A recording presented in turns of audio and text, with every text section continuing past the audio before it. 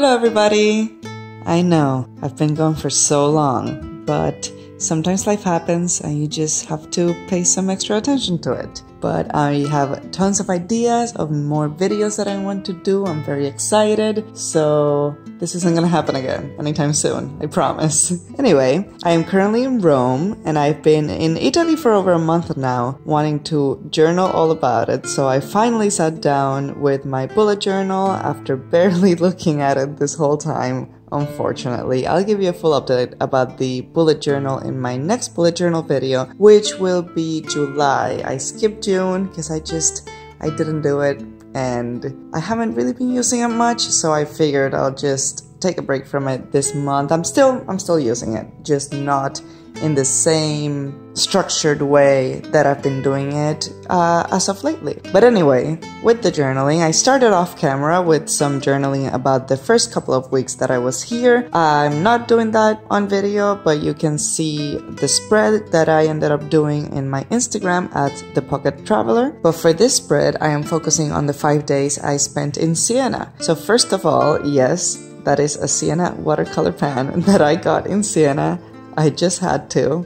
How could I not? After the watercolor and the corners dried, I really wish I would have put more color since it sort of ended up looking a bit pale for my taste. But Leuchtturm paper is not the best at handling too much water, so I will just leave it like it is this way. The next few pieces that I am adding are just some ephemera from the trip. The red bug is actually a logo from a great stationery store that I found called Il Papiro, and then the image on the right is actually a napkin from a cafe that I cannot remember the name of, but I'll put on the screen so you know what it is in case you're in Siena. In the design in the napkin, you can actually see a few elements of the architecture of Siena, like for example that tower on the far left of the design. It's such a stunning city. It is all my medieval dreams in one city. It's gorgeous.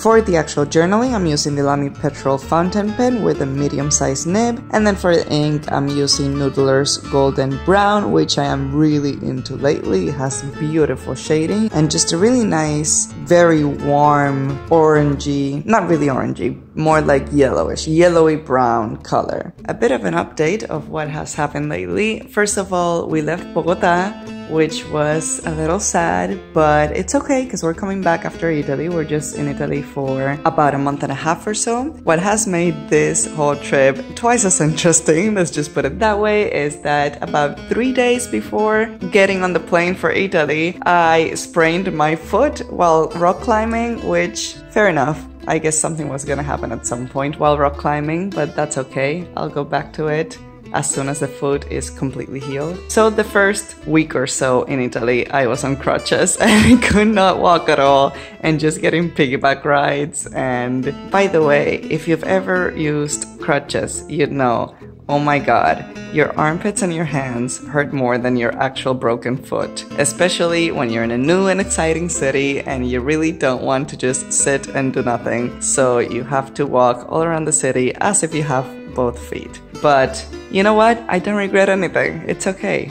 Armpits will go back to normal, so will the foot. Actually, the foot is pretty much fine now. I am walking like normally, almost able to run. We will see when I can do that. As for the Italy trip, it started in Milan and then from there going to Liguria because the whole point of the trip was visiting some friends. So we have all been in the Liguria area around Tellaro, Cinque Terre, Lerici, La Spezia and all of those towns from the area. Once I was was done writing, I still had some blank space that I wanted to do something with, so I'm using this paper that I got from a pastry shop slash cafe in Bogota called Brown. It's awesome, by the way, if you're in Bogota, along with some more washi tape. Then I added this dried flour in the remaining empty space, but the paper was still looking a little bit bare for my taste, the paper from the pastry shop, so I used this little sticker that came with my bag from the purchase from Il Papiro,